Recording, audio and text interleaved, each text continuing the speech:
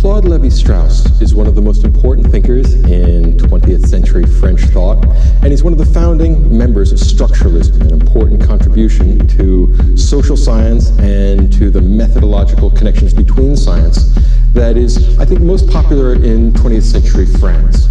Along with Jean Piaget and structuralist linguists like de Saussure and Jacobson, Levi-Strauss attempts to find underlying regularities, sort of what might be described as a set of mathematical or logical rules that underlie human behavior. So what Levi-Strauss is attempting to do, because he's an anthropologist, is to look at human behavior, human institutions, human customs, and try and find a deep, secret structure beneath the apparent surface structures, beneath the manifest content. In the most general sense, structuralism, as it's offered by Piaget and Levi-Strauss, is the most important 20th century French variant of a sort of scientific stance towards the world. Positivism, empiricism, things like that have never been popular in French culture for reasons that are not especially clear to me. In the 20th century, those French thinkers who have had the greatest familiarity with and friendliness towards science have largely been attracted by structuralism. It is a logically rigorous method. It is in many respects a method which owes its origins to Descartes and Plato and the rationalist tradition in Western philosophy. And perhaps that's one reason, this Cartesian rationalistic element, which has always been so important in French culture, perhaps that's one reason why it seems to have gotten its greatest number of adherents in France.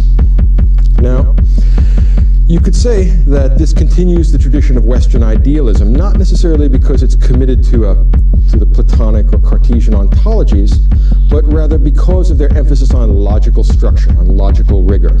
Mathematics and algebra are important elements in structuralism. It is very much worth noting that in the early part of the 20th century, a group of mathematicians called the Bourbaki, who assigned themselves under the pseudonym Nicolas Bourbaki, developed what's called structuralist mathematics.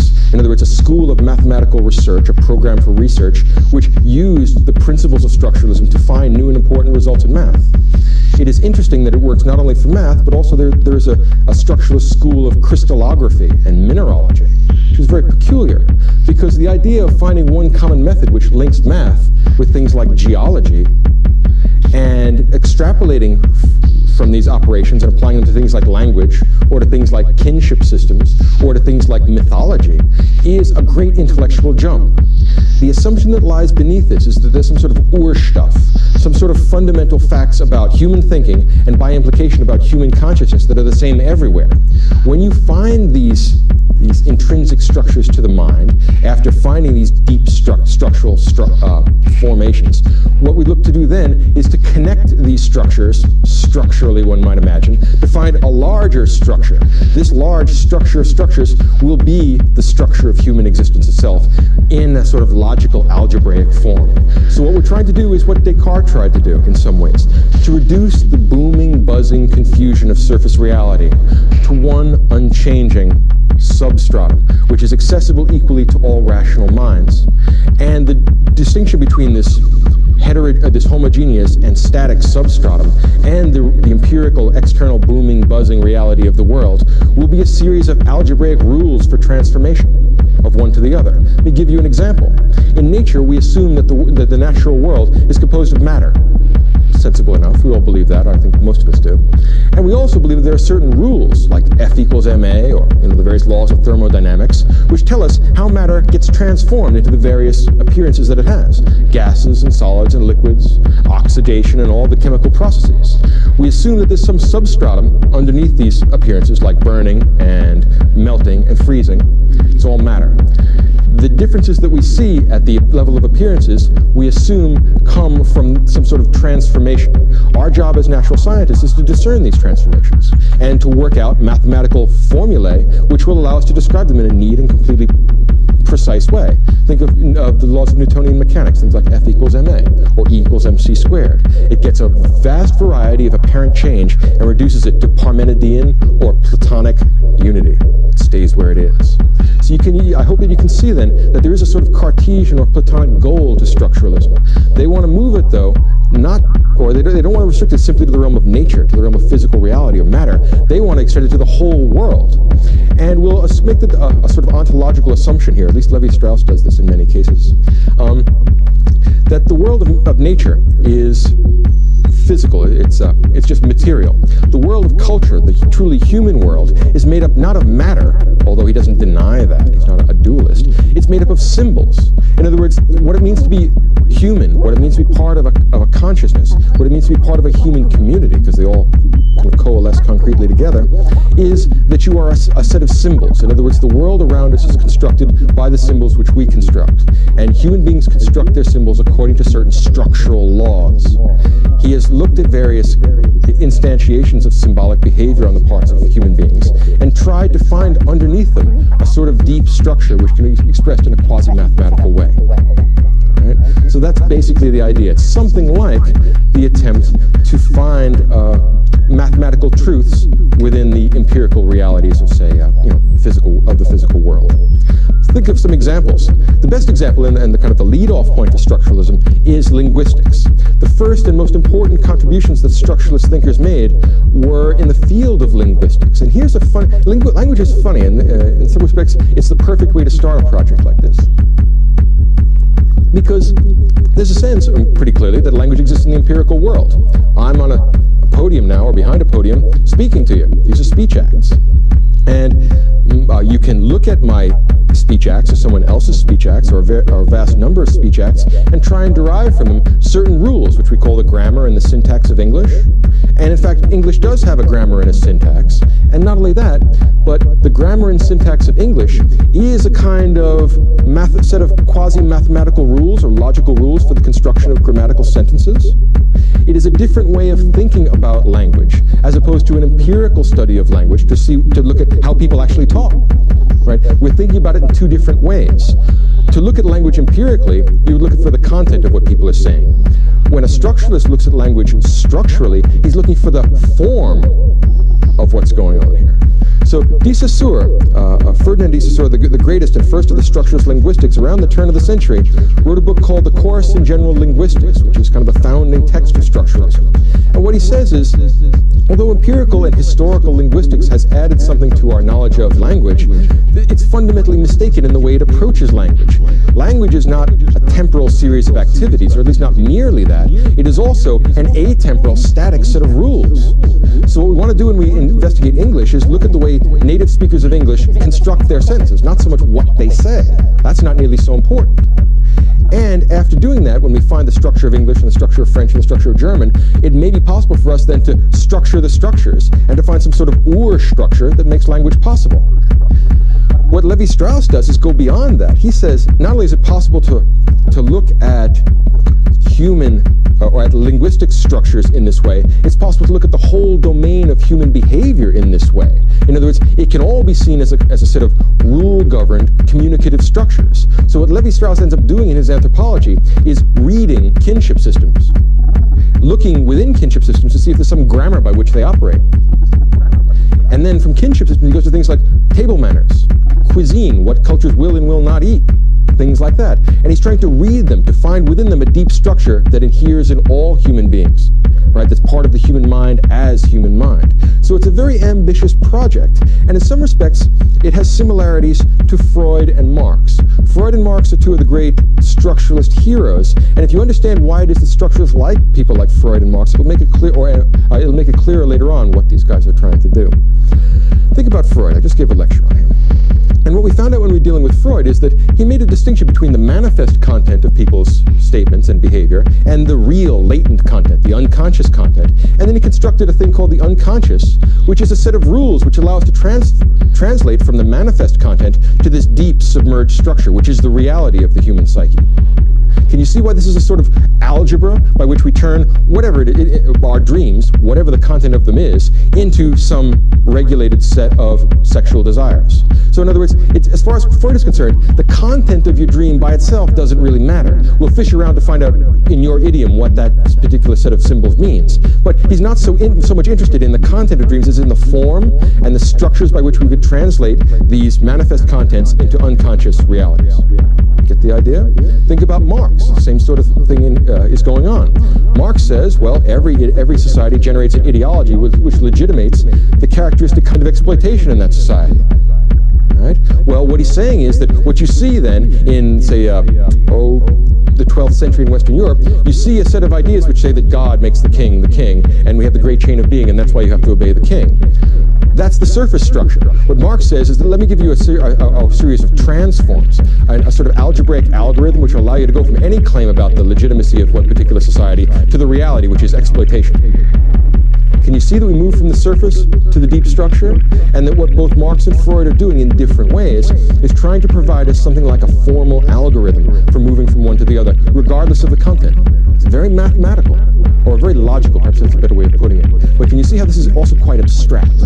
In that respect, quite French, if you think of the Cartesian tradition. Okay. So this gives you some idea of what we're driving at in structuralism and what people are trying to get accomplished with this activity.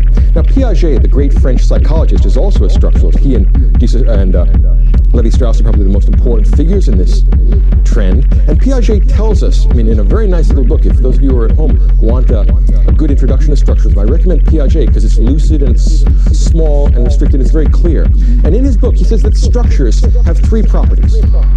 First of all, they're wholes. In other words, wholeness is a property of a structure. We might say that the grammar of the English language, that's a structure. The grammar of the English language plus all the contents of my junk drawer at home, you know, all the stuff that I happen to have in it, that's not a structure. That doesn't form a whole. So there's some idea of holistic integrity, which I don't think we should question too hard because I don't think it's terribly clear. But some things we assume to be wholes and some things we assume not to be. They have the property of unity, not a mere aggregation. The second property that a structure has is that it's transformable. In other words, if it were just a formal structure and was static, the problem is that we could never make that connect with our experience of the world, which is changeable. We have flux. Things move, change their location. They come into being and go out of being in the world of space and time. So we need some rules for the transformation of these static structures. And the rules for transformation and the generating of these rules is the goal of structuralism. And the final point that Piaget makes is that all structures are self-regulating. Mathematics, for example, is a structure. And we don't appeal to some other structure to find out if mathematics is true. If you want to find out if a certain set of mathematical utterances really is a proof, well, then the thing to do is to look at the mathematical canons of proof. We don't go to some other discipline to find out if mathematics is true. Similarly, in linguistics, if we were trying to describe the structure of the declarative sentence, we don't go to some other discipline, geography or mathematics, or something, to find that if we're structuring it properly, we work within the canons of linguistics. Point here is that structuralism and all the treatments of structures within it is a sort of Spinozistic, self-contained whole. And that, again, links it up with this idealist Cartesian tradition. Another thing you should note is that this movement from wholeness and unity to transformation and then to self-regulation, in many respects is like Plato's divided line. Up in the realm of the forms, we have the structure, the whole, the unity, the things that stay the way they are. And then the transition from the top of the divided line to the bottom turns out to be these rules of transformation. Make the analogy to our knowledge of nature. Matter is what's there. We have things like F equals ma, our rules for transformation of it, and thus we get the stuff on this side of the divided line, the booming, buzzing, changing confusion of the world around us. Right? So it definitely has a rationalistic Cartesian tendency to it. There's a tendency to try and drive everything into mathematical form. That's when we feel like, or that's when structuralism feels like we know what we're talking about.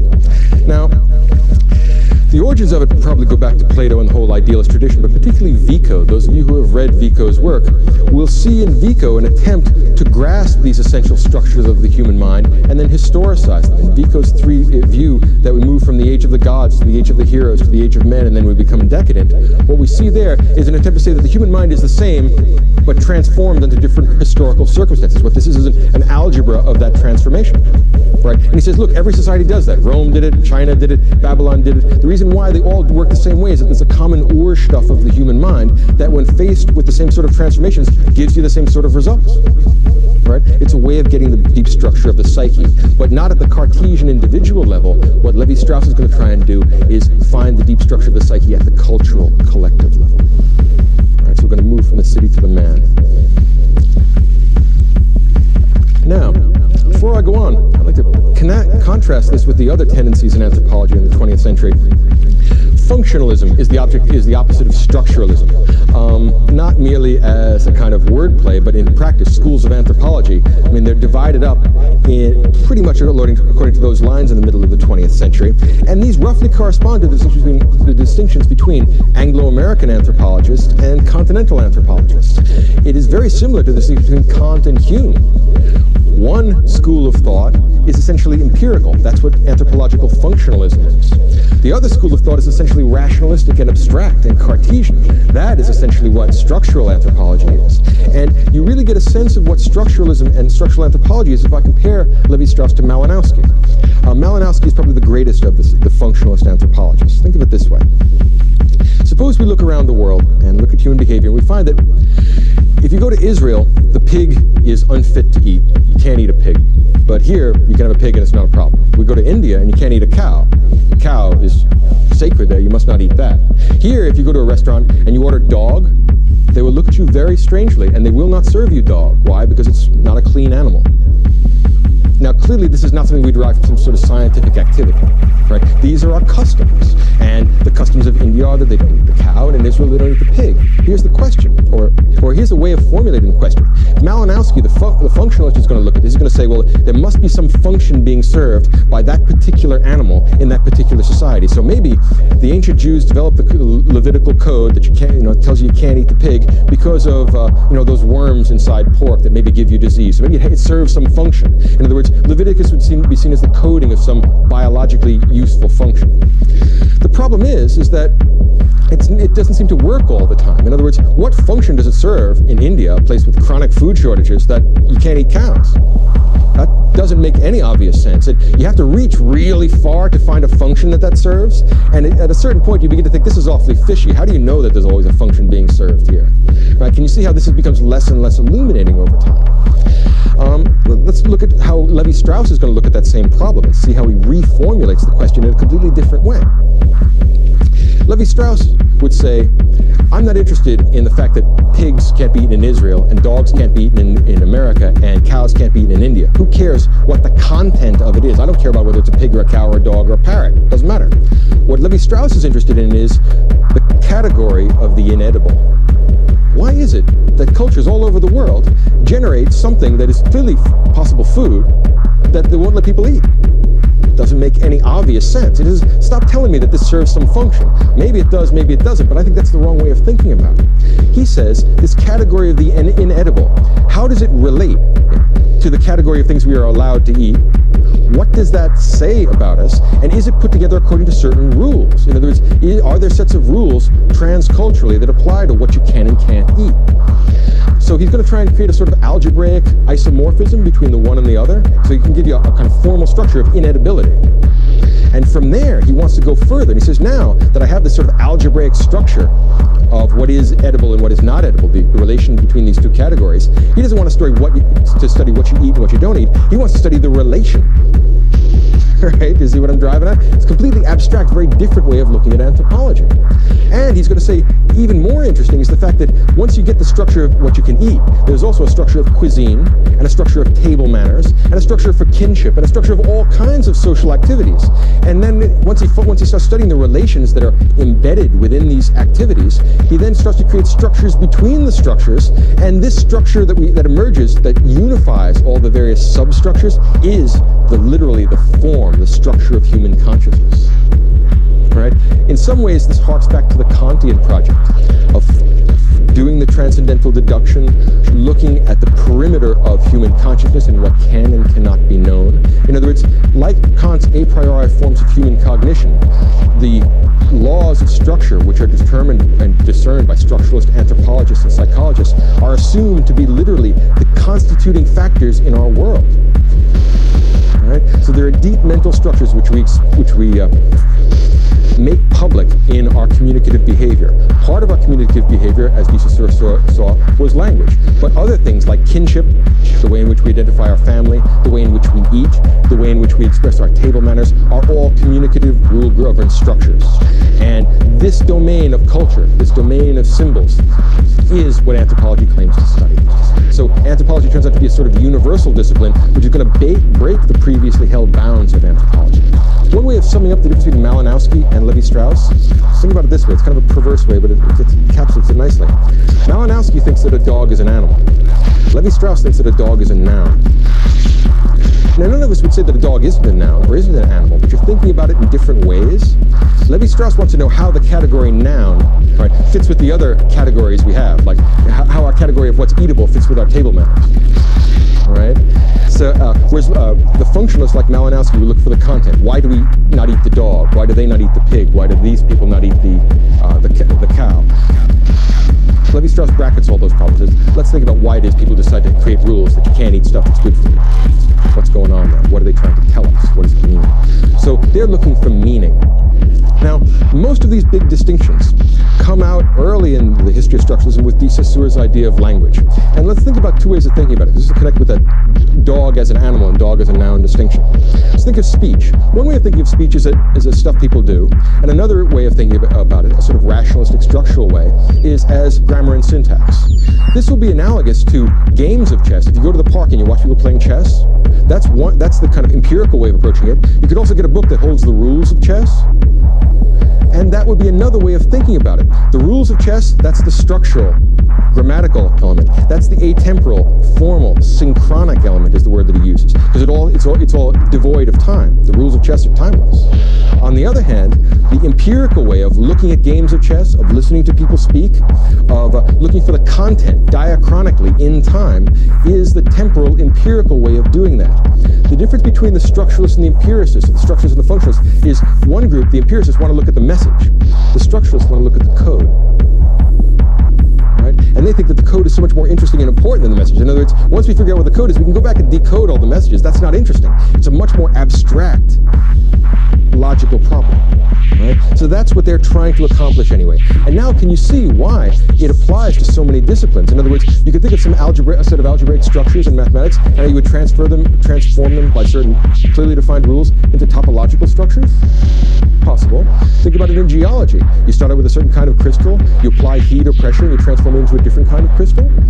Precise mathematical rules. Now think about things like language. We get the basic elements of language, the phonemes, the parts of speech, and then according to certain grammatical rules, we construct declarative sentences. Get the idea? Well, now let's move from the realm of language to the whole realm of social activity, kinship and stuff like that. Right. Now, what Levi-Strauss is going to try and do is continue the Cartesian project at the cultural level. He's going to investigate us as a kind of cultural collective self, because the myths and the language and the cultural rules that we have adopted as being part of our culture determine, literally in the strict Kantian sense, limit the way in which we experience the world. Right? So we experience the world through the formality, the rule-governed behaviors of our language, not just the language of speech, but also the language of our culture as a whole, all our symbolic rule-governed behavior. Now, what we get out of this is an attempt to find the unalterable source of all human communicative activity. It all seems to come from some one thing that is the underlying substratum to all cultures. In other words, Levi-Strauss is trying to look for the common structures that connect us with people who are hunter-gatherers. In other words, they're going to generate a certain set of myths, and so are we. They will be responding to a certain set of stimuli, and so will we. But what both we and the hunter-gatherers are structural transformations of the same human psyche. Doesn't change over time. Also, can you see the static, ahistorical, atemporal element of this? It's all the same. That's what it means to be diachronic and grammatical rather than historical and empirical. And that's also one of the big objections to this kind of anthropology. Now, when Levi-Strauss talks about his method, here's what he actually says he does. And I come to this second after Piaget, because Piaget is more transparent, a little easier to comprehend. But what Levi-Strauss says is this. First of all, if you want to do something structurally, if you want to investigate a thing structurally, first thing you do is define the phenomenon as a relation between two or more terms, real or supposed. Now, first of all, he doesn't say go look at the world. He says define your terms. What is more rationalistic and Cartesian than that? So where does it start with a definition? Right, it's completely self-contained. Second thing you do, you create a system of ordered, of a table of possible permutations. For example, suppose you want to study kinship. Well, and you take the basic units of kinship, mother, father, son, daughter, whatever it is you take to be the minimal units of analysis, and then make an algebraic table of all possible permutations. It's algebra, it's math. And then after you do that, you take this table as your general object of analysis.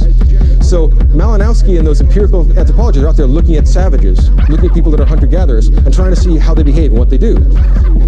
Claude Levi-Strauss is back at his office with his algebraic table of permutations for all possible kinship systems, and says, I'm going to study this. And then if you empirical guys happen to find things that correspond to this, well, first of all, you can't help but find things that correspond to this because it's all possible permutations. And if you don't find things that correspond to this, that shows just the fact that, well, there's still options open to us. Right? We live within the domain of logic and mathematics, but that comes first for these guys. So we take this table as a general object of our analysis. We're studying the possible logical permutations of things like kinship, cuisine, all that sort of business. And now, within the realm of just structure, not just as method, but once we have this structure put together, we find that it is systemic, that it is the product of ordered transformations, because you've got to remember that these guys live in the empirical world of space and time and change, but they have this Cartesian Platonic yearning, so they have to find some way to turn the stuff that moves and changes into this formal structure, and that's why we need rules for transformation. Transformation can be mathematical, as we do in algebra, the transformation can be grammatical, as we do in language, but the transformation can be concrete, like we do in social life. It's kind of a peculiar idea. You wouldn't have thought to extend the idea of rule-governed behaviors quite this far. Now, for de Saussure, all of culture was encoded in language. For Levi-Strauss, all of culture is going to be seen as a field of languages, of subdialects that gesture upward towards the big Ur stuff of a whole culture, the big Ur language. And that language suggests that there's a fundamental set of structures within the human mind. That's where the Kantian a priori ideas of human cognition come in. Now, what does this mean? He's going to construct something like a linguistics of human culture, a linguistics of action. How weird. Who would have thought this up? It takes a long time of abstracting to have thought of something like this.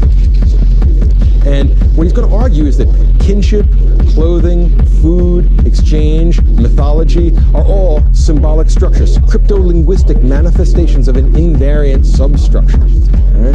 And this comes out very nicely in his work, and it's easier if I give you some examples, which will make it a little bit easier. Start with the beginning.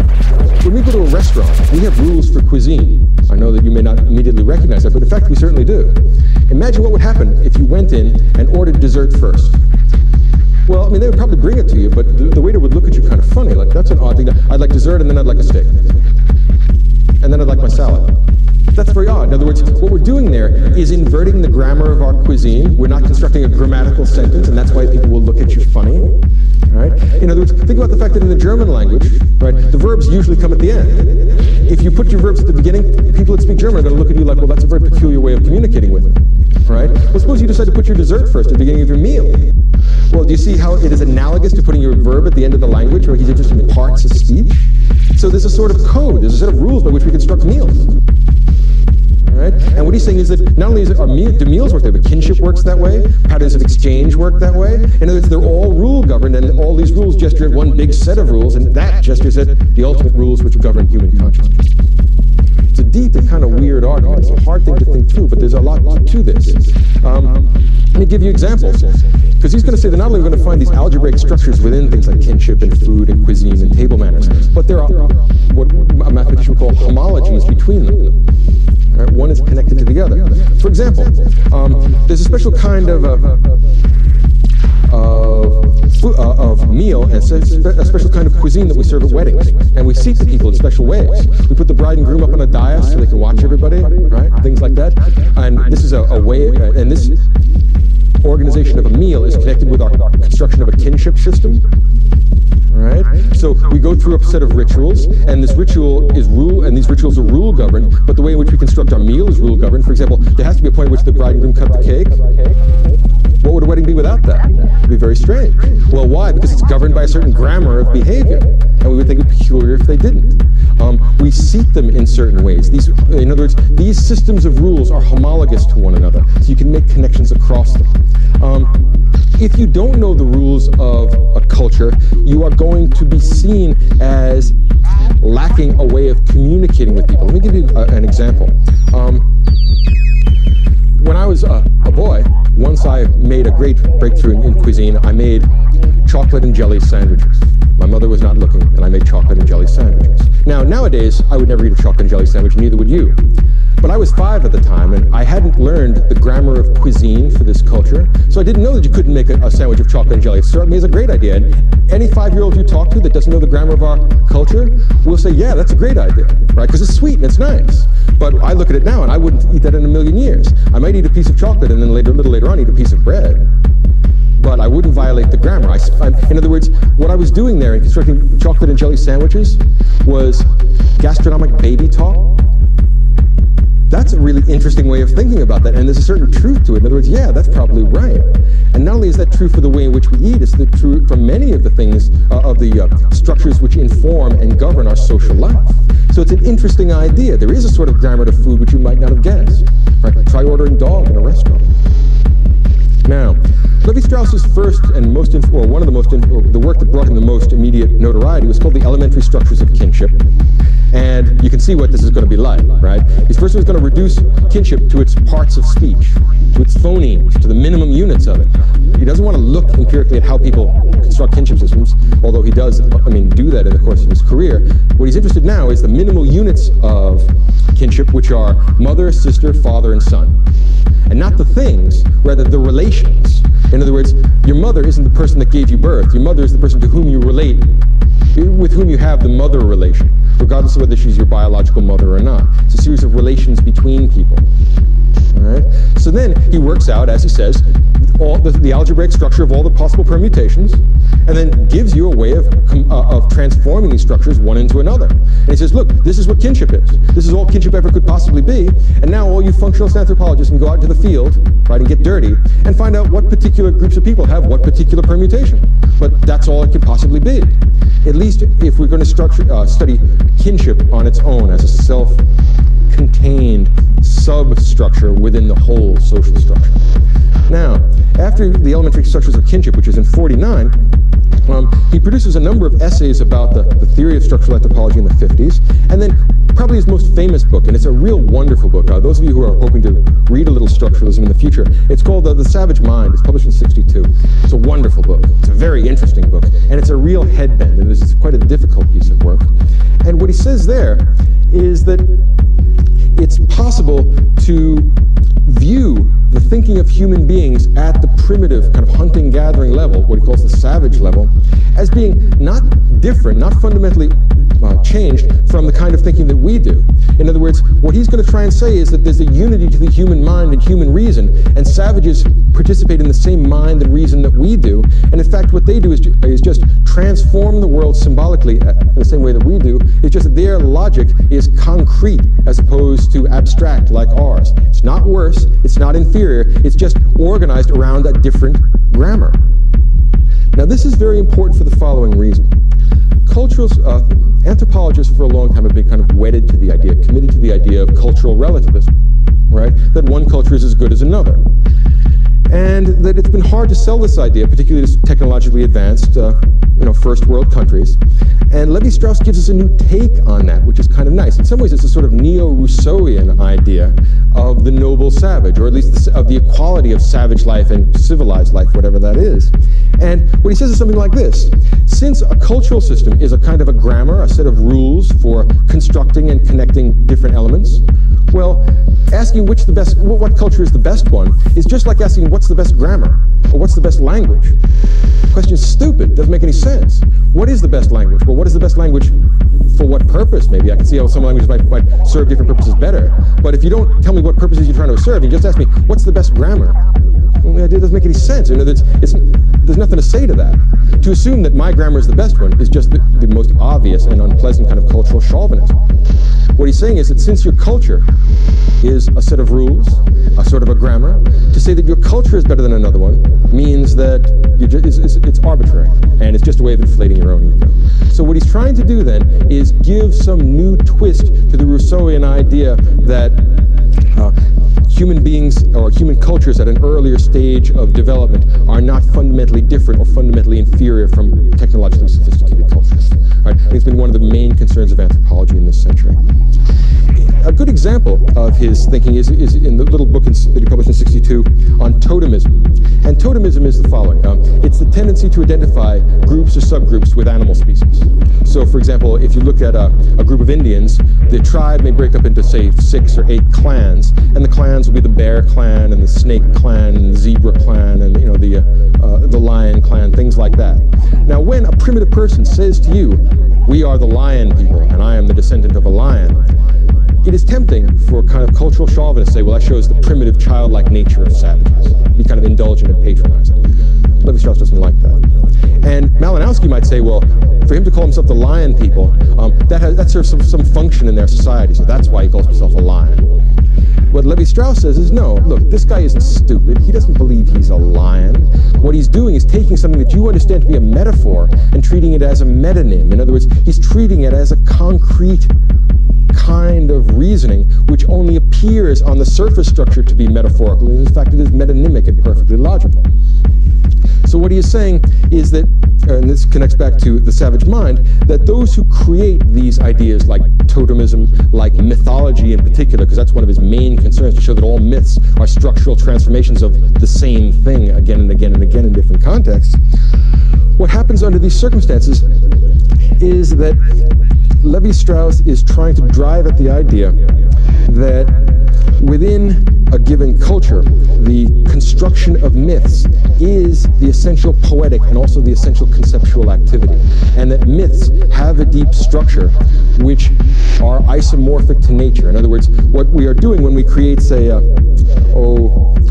totemism within a society, we are creating certain statements about our structural relations. Levi-Strauss is reading something like this.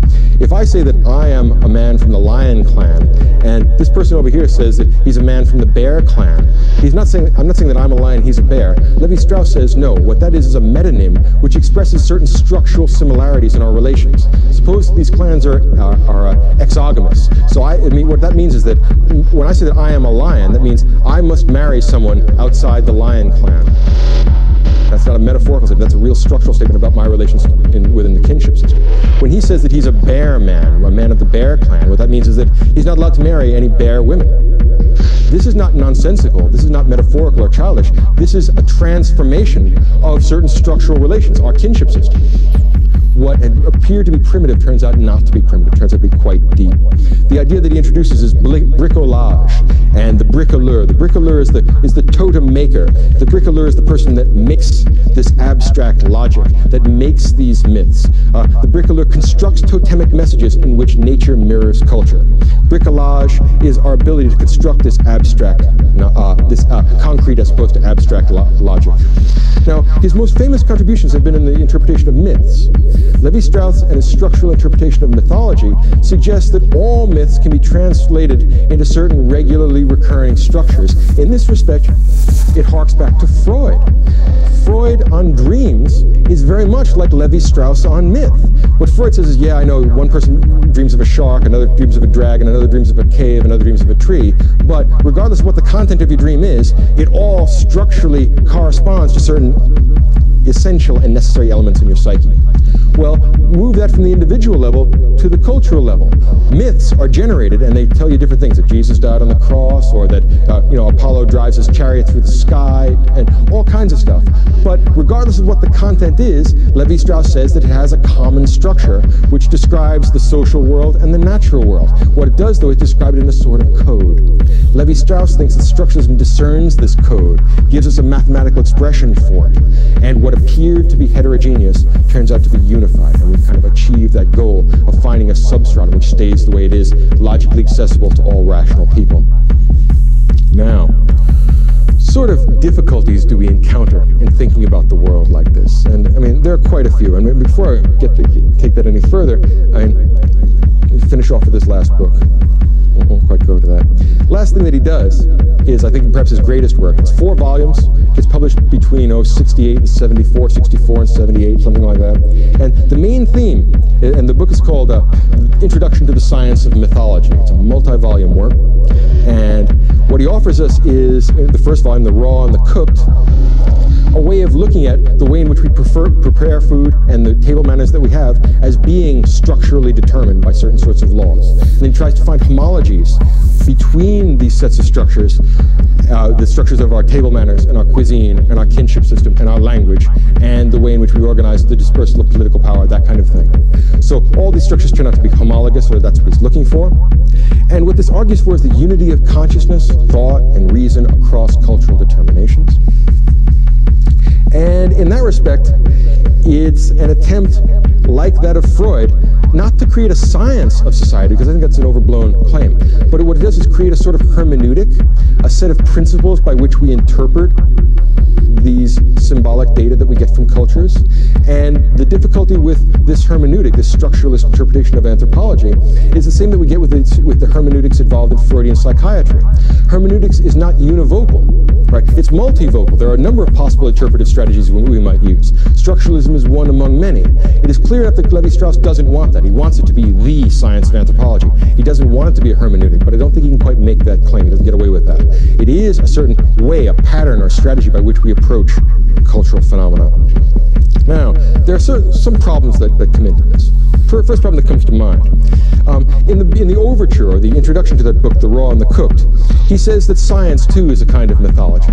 And of course, what else can he believe? If you believe that all our conceptual structures are basically transformations of the same one thing, and you go for cultural relativism, then our scientific constructions, like structuralism itself, one assumes, never get beyond or outside the pale of myth.